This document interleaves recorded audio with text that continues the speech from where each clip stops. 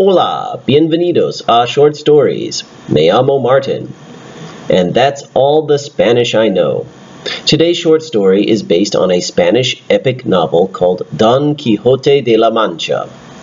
It was written by Miguel de Cervantes in 1605.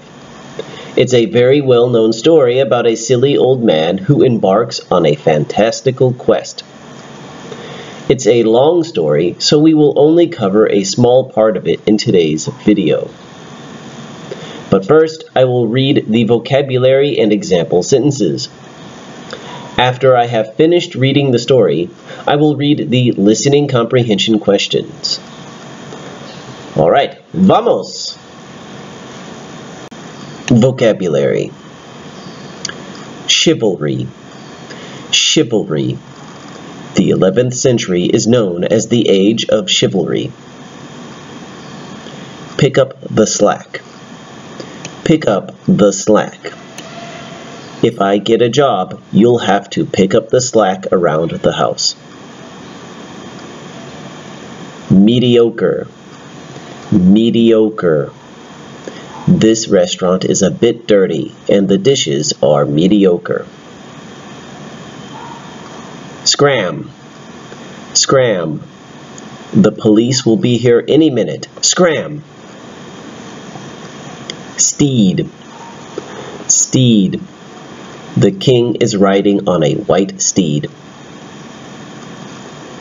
Fickle. Fickle. Farmers often worry about the fickle weather. Entourage. Entourage. The movie star always travels with a large entourage. Lose one's marbles. Lose one's marbles. He was very clever when he was young, but now that he's 80 years old, he has lost his marbles. The story. A long time ago in a village in La Mancha, there lived a gentleman named Don Quixote. He was a middle-aged man, about 50 years old, and although he was a member of the nobility, his finances were a bit thin. His house was grand but old. He kept an old lance and shield in his library, which is where he spent most of his time. You must know that Don Quixote's favorite hobby was reading novels about medieval chivalry. He was so obsessed with these books that he often neglected his responsibilities, leaving his poor niece to pick up the slack. Many of his friends and relatives said that his obsession caused him to lose his marbles.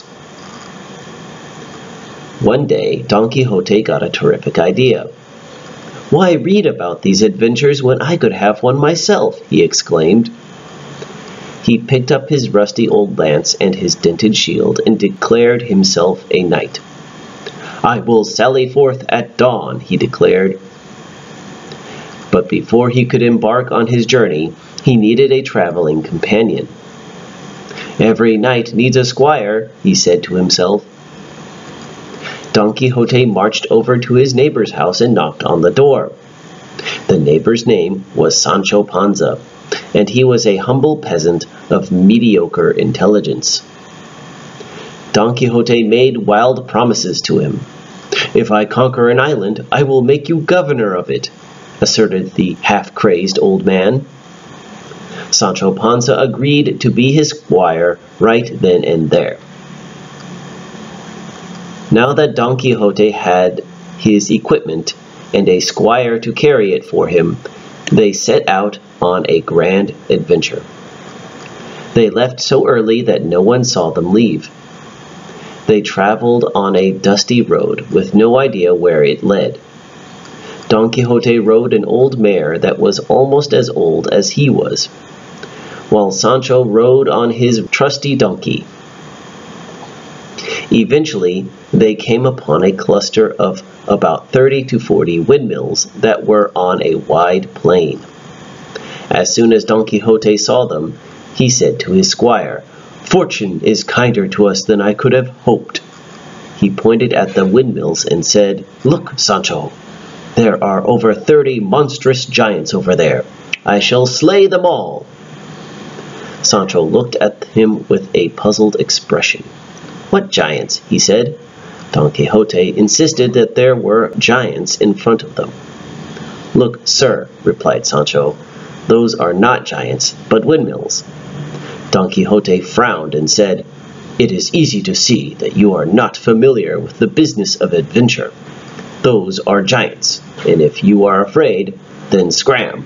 I will engage them in fierce combat alone."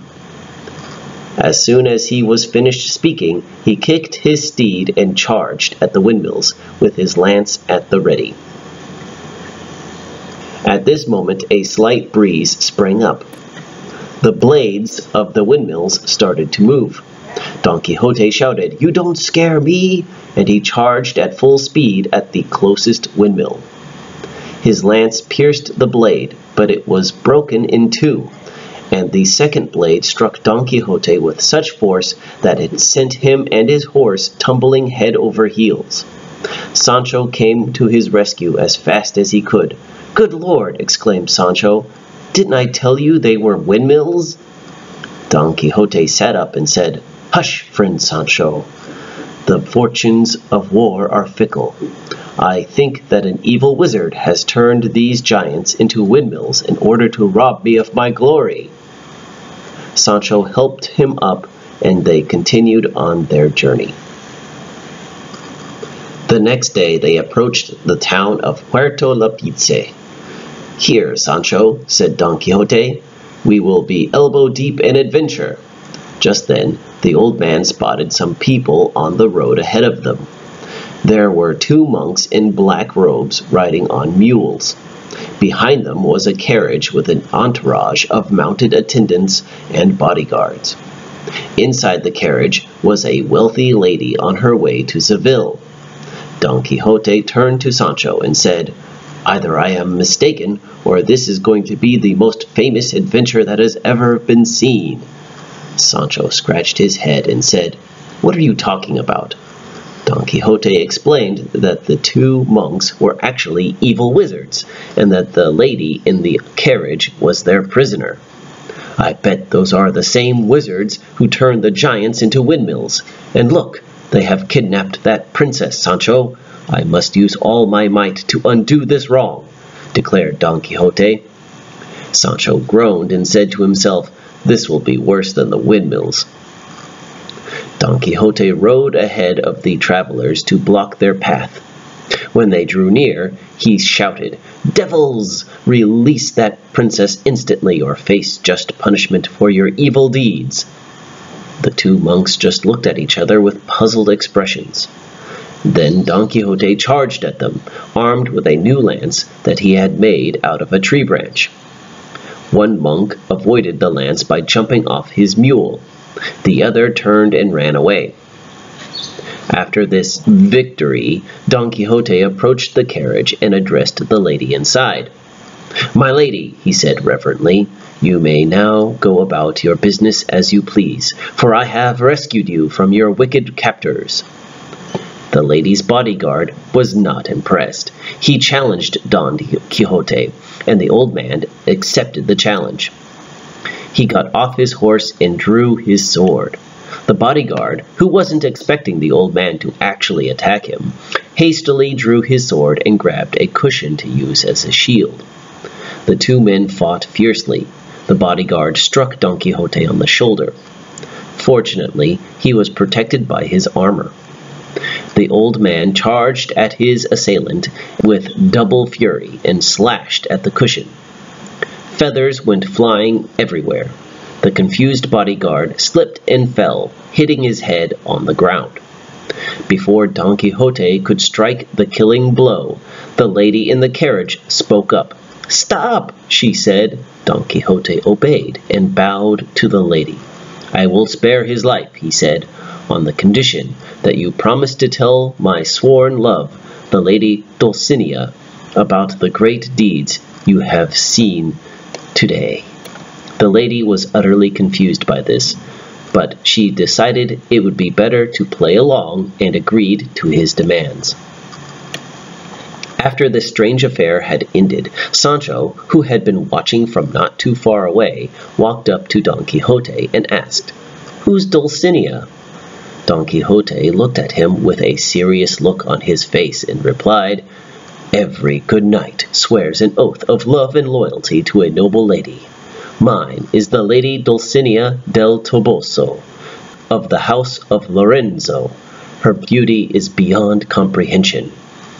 As he said that, Don Quixote wiped a tear from his eye. Sancho scratched his head and said, "Are you talking about Aldonza Lorenzo, the pig farmer?"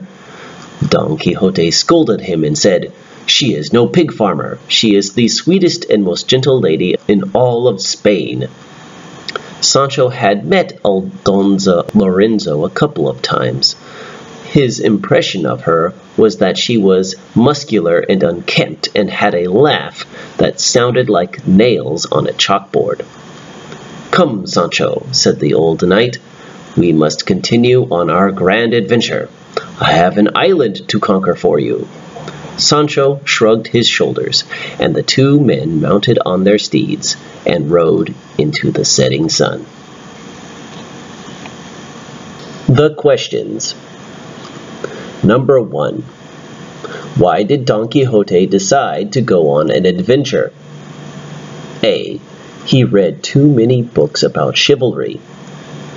B. He watched too many movies about knights. C. He was told to go on an adventure by God. D. He wanted to get away from his wife. Question 2. Who was Don Quixote's traveling companion? A. Dulcinea. B. Aldonza Lorenzo. C. A bodyguard. D. Sancho Panza.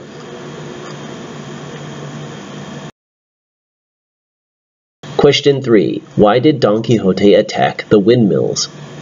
A. He thought they were wizards. B. He thought they were giants. C. They were too noisy. D. They were built illegally on his property.